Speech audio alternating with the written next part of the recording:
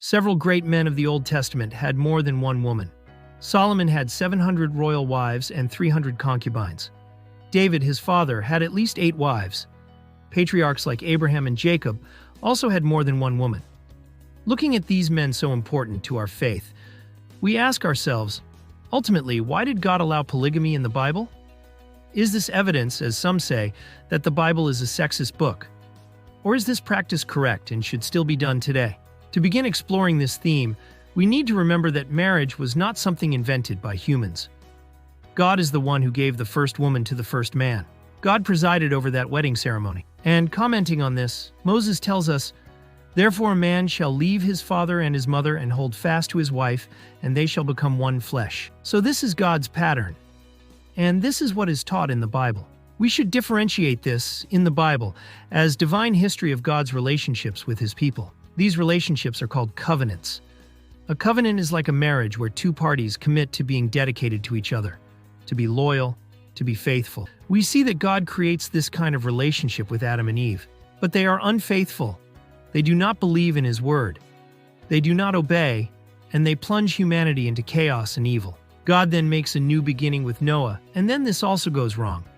God makes a new beginning with Abraham and his family. Then God makes a covenant with Israel, Abraham's family. And the entire history of the Old Testament is a story of how human partners are unfaithful. Human partners are unfaithful. They do not believe in God's word. They do not obey God's rule. They rebel and want to establish what is right and wrong for themselves. And so, in this story, we see a constant violation of the original divine pattern. We see this with Abraham. God promises him a son. He does not trust God, does not wait for God, and tries to solve it with Sarah's servant. Later, Abraham has to send away his own son, the fruit of his haste. Jacob also has 2 wives, sisters, and this was not a wonderful relationship. The Bible is always showing that polygamy brings all kinds of problems. The book of Judges tells us that the judges had many wives because they aspired to be kings. So, most people in the ancient Near East had only one wife. Only kings could afford to have many wives. So when you read the Bible carefully, you realize that the Bible is not promoting polygamy. It is just showing us real figures who had many wives, and even in their case, this is not ideal. Polygamy caused all kinds of difficulties, problems, and disputes among the wives, and this is not a satisfying relationship. We see the proof of this fact in David's case. Nathan, a prophet, came to him and told him a parable about a man who had many sheep and a poor man who had only one sheep.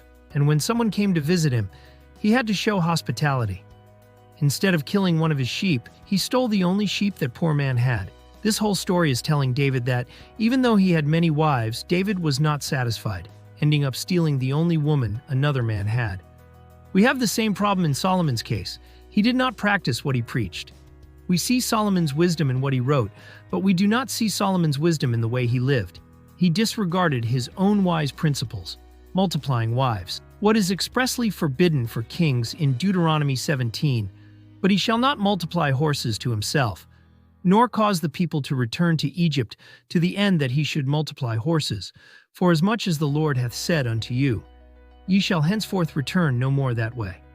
Neither shall he multiply wives to himself, that his heart turn not away. Neither shall he greatly multiply to himself silver and gold." The king should not marry a princess from another country because he would create a political alliance. Then he would rely on this alliance and not on the Lord. He should not multiply horses because he should not rely on war chariots and military power. He should not multiply gold because he should not rely on his ability to pay others to release him. He should put his trust in God. So what the history of the Bible shows is that even though they were men of faith, they were not men of morality. Not everything they did was moral. If you look at the New Testament, look at what Jesus says in the New Testament, and look at what the apostles say. They never present someone from the Old Testament as a moral example. They present them as examples of faith, but not as examples of morality. So there is a very clear difference between what God commanded us and instructed us to do in a marriage and how his people actually behaved in the history that is recorded for. These things happened in the Old Testament, and we have to listen to what the narrator is saying. But the narrator is not saying that this is a good thing. He is showing that it is a bad thing. Polygamy creates all kinds of problems and does not create a satisfactory way of living because it is abandoning the pattern of creation. Take the opportunity to also watch the video that is appearing on your screen. Now, if you want to deepen your understanding of the Bible, check out my exclusive material, Mind Maps of all the books of the Scriptures. By getting this material, you'll receive exclusive bonuses to boost your study journey even further.